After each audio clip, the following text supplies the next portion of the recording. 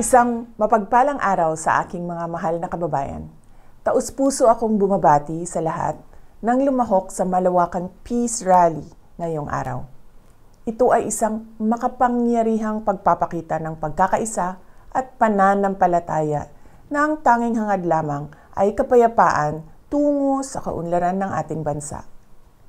Nagpapasalamat ako sa ating mga kapatid sa Iglesia ni Cristo sa inyong patuloy na pagsisikap na maghatid ng pagkakaunawaan at pagkakaisa sa ating mga kababayan.